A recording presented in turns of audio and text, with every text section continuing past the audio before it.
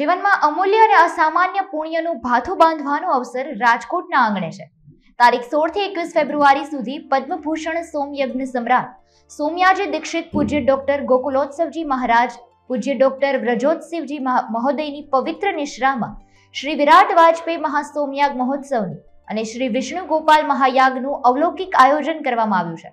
સોમયજ્ઞને કારણે રાજકોટ સહિત સમગ્ર સૌરાષ્ટ્રના વૈષ્ણવ સંપ્રદાયના આનંદનું ઘોડાપુર ઉમટ્યું છે, જેનો લાવો લેવા સૌ વૈષ્ણવ આતુર બન્યા છે। આ યજ્ઞની તૈયારીઓને આખરી ઓપ અપાઈ રહ્યો છે। આ વિરાટ સોમયજ્ઞમાં સંતો, મહંતો, ધર્મગુરુઓ, ધાર્મિક આગેવાનોની ઉપસ્થિતિ રહેશે।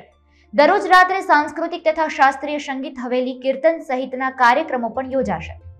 राजकोट बहुत ही पुण्य भूमि है और यहाँ पर हमने हमारे सुपुत्र श्री डॉक्टर ब्रजोत्सव जी महाराज ने और मैंने गोकुलोत्सव जी महाराज ने यहाँ हम यज्ञ करते आ रहे हैं, किंतु जो हम यज्ञ कर रहे हैं उसका नाम है सोम यज्ञ। सोम यज्ञ का मतलब है सोम यानी विष्णु और सोम यानी चंद्रमा। विष्णु संपूर्ण सृष्टि का पोषण करता है और उसी से न्यूट्रिशन मिलता है। हम जो सोम यज्ञ यहां करने जा रहे हैं वो विराट वाजपेयी महासोम यज्ञ है, उसे महासोमयाग कहा जाता है। और साथ में विष्णु गोपाल यज्ञ जो मैंने शुभारंभ किया, तो इसकी सबसे बड़ी विशेषता यह है कि इसमें जिस पदार्थ का हम हवन करते हैं वो स्थूल रूप में होता है और सूक्ष्म रूप से वो पर्यावरण में घुल मिल जाता है। तो यज्ञ थेरेपी एक ऐसी थेरेपी है जो बहुत प्राचीन है। जब हम होम्योपैथिक का सिद्धांत समझते हैं तो उसमें जो बहुत सारी औषधि है उसको सूक्ष्माति सूक्ष्म करके उसको इतना पोटेंटाइज किया जाता है, इतनी पोटेंसी उसकी बढ़ाई जाती है कि वो बहुत शक्तिशाली बन जाती है। तो प्राचीन ऋषि मुनि इस यज्ञ चिकित्सा के माध्यम से जीवन को स्वस्थ रखते थे। किंतु यदि हवामान ही स्वस्थ नहीं है, यदि हमारा आकाश ही स्वस्थ नहीं है और यदि हम ओजोन जो परत है उसको नुकसान पहुंचाने का सब काम कर रहे हैं, तो क्या होगा कि जीवन बचेगा नहीं। यज्ञ हमें यह प्रेरणा देता है कि विविध प्रकार की औषधियों से जब हम हवन करते हैं तो उससे विराट का मेटाबॉलिज्म भी पूरा सुधर जाता है, दुरुस्त हो जाता है। इसलिए सबसे प्राचीन परापूर्व का जो यज्ञ है, वैदिक यज्ञ है, वो है सोम यज्ञ। सोम यज्ञ में विविध वनस्पतियों का हवन होता है। सोम यज्ञ में अन्न का, दूध का, दही का और घृत की आहुति डाली जाती है। इसमें चारों वेदों की संहिता का प्रयोग होता है और जैसे हम स्वाहा स्वाहा करते हैं, रिटेल में आहुति देते हैं, इसी प्रकार सोम यज्ञ में लॉट में आहुति डाली जाती है। और वो ऐसे डाली जाती है कि समस्त वेद की ऋचाओं का पठन करके और फिर उसमें आहुति दी जाती है। अब मनुष्य का जीवन जो है वो कामनाओं से भरा हुआ है। उसके मन में यह होता है कि मेरे यहां संतान की उत्पत्ति हो, संतान हो। जब संतान हो तो उसका पालन पोषण अच्छे ढंग से हो, उसका एजुकेशन अच्छा हो, अच्छा स्कूलिंग हो, अच्छी उसको यूनि मिले। जब अच्छी यूनिवर्सिटी मिल जाएगी तो उसका ज्ञानवर्धन होगा।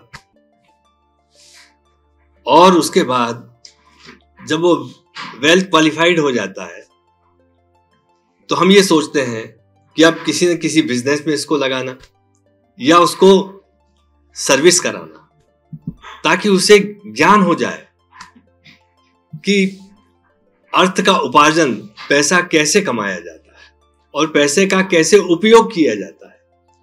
किंतु धर्म यह शिक्षा देता है कि पैसे का उपयोग केवल उपयोग नहीं है, उसका सदुपयोग भी होना चाहिए। तो सोम यज्ञ में बहुत सारी ऐसी बातें आती हैं कि राष्ट्र की उन्नति हो, बच्चों की अच्छी शिक्षा हो, बच्चों का पालन पोषण हो, और महिला स्त्री वर्ग जो है वो इतना संस्कृति और सभ्यता से संपन्न हो, क्योंकि सबसे प्रथम गुरु होती है मां, और जो मां है वही बालक का पोषण करती है। यदि उस मां में ही संस्कार नहीं है तो घर संस्कारहीन हो जाएगा, और संस्कार पाने के लिए क्या होता है, खुद को रंगना पड़ता है। जैसे हम अपने हाथ को कुमकुम की थाली में लगाते हैं और फिर उसके थापे लगाते हैं तो कुमकुम के थापे लगते हैं। इसी प्रकार जब हम अपने घर को संस्कारमय बनाते हैं तो हमारा जीवन सुखी और समृद्ध बनता है। हमारी अगली पीढ़ी, हमारे बाल बच्चे हमारे कहने में रहते हैं, हमारे आज्ञाकारी रहते हैं। किंतु प्रश्न ये उठता है कि संस्कार में सबसे पहले आता है भगवान। हम भगवान की सेवा करें, भगवान की पूजा करें, समाज की सेवा करें, दरिद्र नारायण की सेवा करें। अब प्रश्न उठता है कि हम भगवान किसको माने। तो जब ऋषियों में आपस में ये संघर्ष हुआ कि भाई भगवान किसको मानना चाहिए, तो ऋषियों ने विचार किया कि देखो, भगवान की आज्ञा है कि अग्नि का मंथन करके, यानी ऊर्जा का मंथन करके, शक्ति का मंथन करके जब आप अग्नि प्रकट करोगे और उसमें आहुति दोगे तो यज्ञ नारायण भगवान जो है वो समस्त देवताओं से युक्त है, सर्वदेवमय। इसलिए सर्वदेवमय अग्नि का इसमें हवन होता है। और जिस प्रकार भगवान गीता में कहते हैं कि पुष्णामि चौषधि सर्वा सोमो भूत्वा रसात्मका। आज वनस्पति जो भी है वो सोम की वजह से, सोमलता की वजह से। और सोमलता क्या है, वो एक नींव का पत्थर है जो दिखाई नहीं देता। बहुत बड़ी बिल्डिंग दिखाई देती है मगर नींव का पत्थर दिखाई नहीं देता। तो भगवान ने जब सृष्टि की रचना की तो सोम के रस को इस पृथ्वी पर डाला और उससे आप्लावित कर दी। तो आज हम इतनी प्रकार की दिव्य औषधियां देख रहे हैं, और यहां तक कि जहर भी, विष भी औषधि का काम करता है। जैसे आर्सेनिक यानी शंखिया, स्ट्रिक्निया, नक्समोमिका यानी कुचला है, ब्रायोनिया यानी वत्सनाभ। तो इस प्रकार यज्ञ चिकित्सा ये सिखाती है कि आप विष को अमृत बनाओ, आप अपने व्यवहार को सद्व्यवहार बनाओ, और जो आप स्थूल पदार्थ में किसी वस्तु को डालते हैं तो वो सूक्ष्म रूप से जब पर्यावरण में जाती है तो उससे पर्यावरण शुद्ध होता है। अब दूसरी बात यह है कि जब से हमने वनस्पतियों के स्मोक का, वनस्पतियों के धुएं का उपयोग कम किया, और आज देखिए आप बहुत किस प्रकार के, कितने प्रकार के केमिकल प्रोसेस से जो स्मोक निकल रहा है, फैक्ट्रीज में जो स्मोक निकल रहा है, उससे जीवन को कितना नुकसान पहुंचता है। तो पहले यज्ञ किया करते थे, और मैं सबको प्रेरणा देता हूं कि आप अग्निहोत्र करें, प्रतिदिन अग्निहोत्र करें। अब ये धूम्र चिकित्सा है। धूम्र चिकित्सा का मतलब यह है कि पहले धुएं में रखा जाता था, कितनी देर के लिए, 2 मिनट के लिए। उसको जो भी रोग होता था उसके लिए जो उसकी दवा है, उसकी जो मेडिसिन है, उसकी जो औषधि है, उसका चयन होता था, और जब उसको धुआं दिया जाता था तो वो रोगी सुधर जाता था। आज भी आप देखिए घरों में जब डिलीवरी पीरियड होता है तो उस समय धुनी दी जाती है ना। इस प्रकार की बहुत सारी बातें हैं कि अगर हम इसको कहेंगे तो बहुत समय लग जाएगा। तो धूम्र चिकित्सा एक आयुर्वेद का बहुत बड़ा पार्ट एंड पार्शल है। दूसरी बात है दुग्ध चिकित्सा। गाय को उन वस्तुओं को आप खिलाएं, वनस्पतियों को खिलाएं और फिर उसका दूध निकाल करके पिए, वो हुई दुग्ध चिकित्सा। इसी प्रकार घृत चिकित्सा, ये सब यज्ञ में हमें जानने को मिलता है। तो विराट वाजपेयी सोम यज्ञ, वाजिन कहते हैं घोड़े को, यानी हॉर्स पावर। तो कहने का तात्पर्य कि जब हम अपनी शक्ति को इतनी बढ़ा देते हैं और उसका उपयोग करते हैं, तो वो शक्ति हमारी समाज के काम आनी चाहिए। तो यज्ञ में सबको काम मिलता है। आप देखिए, रिक्शा वाले को भी काम मिलता है, एक लकड़ी का काम करने वाले को भी काम मिलता है, लोहे के काम करने वाले को भी काम मिलता है।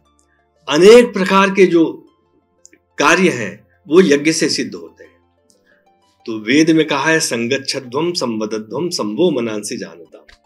हम सब आगे बढ़ें और ऐसे काम करें, यज्ञमय काम करें। यज्ञ का मतलब क्या है कि हमारे जीवन को इस तरह से उपयोगी बनाना जो दूसरे के काम आए। वो कहते हैं ना कि लानत है उस दौलत पर जिसने आबरू बदनाम की। तो ये सेक्रीफाइस है, त्याग है, कि जब हम त्याग करते हैं अग्नि में तो कहते हैं अग्नये इदं न मम, ये अग्नि के लिए है, मेरे लिए नहीं है। बहुत से लोग आपने देखा होगा, आज ऐसे ऐसे लोग हैं जो समाज के लिए काम करते हैं और भूल जाते हैं। तो यज्ञ का मतलब भी यही है कि आप यज्ञ में जुड़े। कुछ लोग यज्ञ में बैठेंगे, कुछ लोग यज्ञ में सेवा करेंगे, कुछ लोग यज्ञ में परिक्रमा जो होती है उसमें से कंकड़ उठा करके उसे साफ करेंगे। पहले के लोग क्या करते थे कि एक्सरसाइज करते थे घर पर। आज 5 लाख रुपए के मेंबर बन करके वो जिम की मेंबरशिप लेते हैं। तो हमारे यहाँ जो परिक्रमा प्रदक्षिणा लगाते हैं, इससे एक्यूप्रेशर हो जाता है। तो ऐसी बहुत सारी चीजें हैं कि यज्ञ में रात भर परिक्रमा लगती है, प्रदक्षिणा लगती है, वो भी यज्ञ है। हर व्यक्ति कोई न कोई सेवा को खोज लेता है, क्योंकि सेवा खोजी जाती है। तो एक तो मतलब यह है कि यज्ञ के द्वारा उस ऊर्जा को एकत्रित करना, और उस ऊर्जा को एकत्रित कैसे करेंगे कि जब हम सेवा में लग जाएंगे, और जब हम सेवा में लग जाएंगे, हमारे बच्चे सेवा में लग जाएंगे, तो उनको पता लगेगा कि भारतीय संस्कृति के हम स्वयं सेवक बने। कोई हमको सेवक बनाएगा नहीं, हम स्वयं सेवक बने और सेवा में लग जाएं, सेवा में जुड़ जाएं। तो इसी प्रकार के जो भगीरथ कार्य होते हैं, उनको देख करके नई जो जनरेशन है, जो यंगस्टर्स हैं, उस न्यू जनरेशन को भी ज्ञान मिलता है कि कौन सा काम कैसे करना चाहिए। और फिर ये निर्विवाद है कि इसमें तो अग्नि नारायण, यज्ञ नारायण भगवान ही सर्वोपरि है, जिसको हिंदू, मुस्लिम, सिख, ईसाई, यहूदी, जैन, पारसी, बौद्ध सभी धर्मावलंबी अग्नि को मानते हैं। तो वाजिन का तात्पर्य यह है कि उस सोच को प्राप्त करना कि जिसमें इतने हॉर्स पावर हमारे अंदर आ जाए, तो वो है वाजपेय यज्ञ। दूसरा, वाज का मतलब यह है एक अवलेह होता है, उसका उस खंड को, यानी उस अवलेह का पान करना, वो वाज है। और इसके अलावा सोमलता के रस का पान करना। तो बहुत से लोग सोम का मतलब शराब समझते हैं, वो वैसा नहीं है। ये सोमलता, सोमवल्ली है, सोमलता है, उसका हवन किया जाता है और उसका वो बहुत पवित्र द्रव पदार्थ है, उसका पान भी किया जाता है। उसमें बहुत ही वाइटलिटी है, जीवनी शक्ति है, जीवन तत्व है। अग्नि निराकार है, और जब हम अग्नि का मंथन करते हैं तो वो साकार हो जाती है। अग्नि क्या है? निराकार है। किंतु जब उसका अग्नि मंथन किया जाता है तो वो साकार हो जाती है। फर्क इतना है कि कुछ लोग उसे मैच बॉक्स से, वो माचिस से करते हैं जी, माचिस को क्या बोलते हैं, माचिस से करते हैं कुछ लोग, और कुछ लोग लाइटर से करते हैं। विविध प्रकार के जो उपकरण हैं उनसे अग्नि को प्रकट करते हैं। किंतु यज्ञ में जो अग्नि प्रकट होती है वो अग्नि घर्षण से होती है, इसमें ऋग्वेद की ऋचाओं का, ऋग्वेद के मंत्रों का पाठ होता है और सामवेद के मंत्रों का पाठ होता है। इस प्रकार निराकार को हम साकार करते हैं। अब देखिए, हमारे हाथ ठंडे हैं, किंतु जब आप इसका घर्षण करेंगे तो अपने आप इसमें उष्णता पैदा हो जाएगी। और जब माँ अपने बच्चे को सुलाती है, सो जा मुन्ना, सो जा बेटा, सो जा, तो इस प्रकार से करने से जो हमारे हाथों से जो किरण निकलती है वो बच्चे के ऊपर इतना प्रभाव देती है। तो आप देखिए हर जगह वो तत्व, परम तत्व, उसका सत्व समाया हुआ है। केवल उसको जागृत करना है और निराकार को साकार करने का यही एक उपाय है। वैष्णव उसको कहेंगे कि जो प्रभु की सेवा करता हो और जिसका जीवन परोपकार के लिए है, वो वैष्णव है। वैष्णव जन तो तेने कहिए जे पीर बराई जाने रे। श्री गुसाई जी महाराज जब पधार रहे थे तो आपने देखा कि एक शाक बेचने वाली वृद्धा कुंजरी भर गर्मी में रास्ते में पड़ी हुई थी। तो आपने अपने अनुचर से, सेवक से कहा कि इसको जल पिलाओ। तो सेवक ने कहा कि ये आपकी झारी है। तो गुसाई जी महाराज ने कहा कि झारी तो फिर नहीं आ जाएगी मगर इसके प्राण नहीं आएंगे। तो वैष्णव धर्म में सबसे बड़ी बात यह है कि आप परोपकार करो। आपको जो जीवन मिला है उस जीवन का सदुपयोग करो। और जब आप ये देखते हैं कि हर शरीर में परमात्मा है, आत्मा है, वो आत्मा दिखाई तो नहीं देता, निराकार है, दिखाई तो नहीं देता। जैसे मैंने एक रचना की है, वो उर्दू में की है, बहारों मेरा दोस्त शाने जहां है, जहां की शान है, बहारों मेरा दोस्त शाने जहां है, वो जाने कहां फिर भी जाने जहां। और हर हूर में नूर उसका छिपा है, हर हूर में नूर उसका छिपा है, यही है पता फिर भी वो लापता है। मधुर पिया जिसका जमी आसमां है। तो मतलब यह है कि जैसे हम अपने आप को अपनी आंखों से नहीं देख सकते, मिरर में देखते हैं यानी दर्पण में देखते हैं, अपनी आत्मा को नहीं देख सकते, अपने प्राण को नहीं देख सकते, तो देखी हुई चीज ही सच हो ऐसा नहीं है। जब हम किसी वस्तु को खाते हैं तो उसका स्वाद लेते हैं, उस स्वाद को नहीं देख सकते। यदि हमें सिर दर्द हो रहा है तो वो दर्द दिखाई नहीं देता, किंतु हो तो रहा है। यदि कोई पूछता है कि भाई वो दर्द हो रहा है, कैसे हम मान लें? तो इसी प्रकार बहुत सारी ऐसी वस्तु हैं जो दिखाई नहीं देती। अपने आप को नहीं देख सकते हैं, प्राणों को नहीं देख सकते हैं, आत्मा को नहीं देख सकते हैं। इसी प्रकार सोम यज्ञ का जो फल है वो हमें दिखाई नहीं देता, उसका प्रभाव हमें दिखाई नहीं देता, किंतु होता जरूर है, होता अवश्य है। इसका उद्देश्य यह है कि विश्व शांति, और जो हमारा भारत विश्व गुरु है उसकी प्रेरणा हमें सबको देना है। कि जैसे जो इलेक्ट्रोकेमिस्ट्री है वो सबसे पहले महर्षि अगस्त्य ने उसको जन्म दिया, इसी प्रकार जो विमान शास्त्र है वो सबसे प्रथम ऋषि भारद्वाज ने प्रकट किया। आज लोग ये कहते हैं कि राइट ब्रदर्स ने इसका इन्वेंशन किया है, किंतु सही में देखा जाए मैं तो ये कहता हूं कि जब भारतीय संस्कृति के झरोखे में झांक के हम देखेंगे तो हमें पता लगेगा कि हमारी कितनी बड़ी एक देन है, एक इतना बड़ा एक यूनिक कंट्रीब्यूशन है पूरे विश्व को। इसलिए भारत जो है विश्व गुरु है और हमें इसके ऊपर बहुत बड़ा गर्व है। इसका हम पर्व के रूप में हम मनाते हैं कि भारत ने जो दिया है, एक अभूतपूर्व दान दिया है। जो भारत में है वो कहीं नहीं है और जो कहीं नहीं है वो भारत में है। तो इसलिए हम चाहेंगे कि इतने सोम यज्ञों के द्वारा जो प्रतिफल हुआ उसका ध्वजारोहण आज जो प्रधानमंत्री जी हैं वो ही श्री नरेंद्र मोदी जी ने ध्वजारोहण किया, यहाँ राजकोट में किया।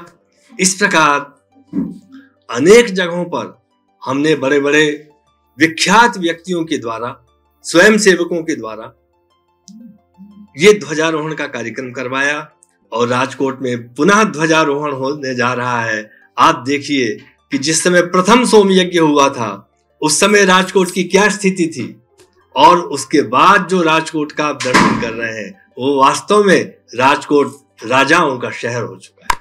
આવા જ અવનવા વિડીયોઝ માટે અબ તકની ચેનલને સબસ્ક્રાઇબ, લાઇક અને શેર કરતા ના ભૂલશો. આ જ રીતે જોડાયેલા રહો અબ તક સાથે.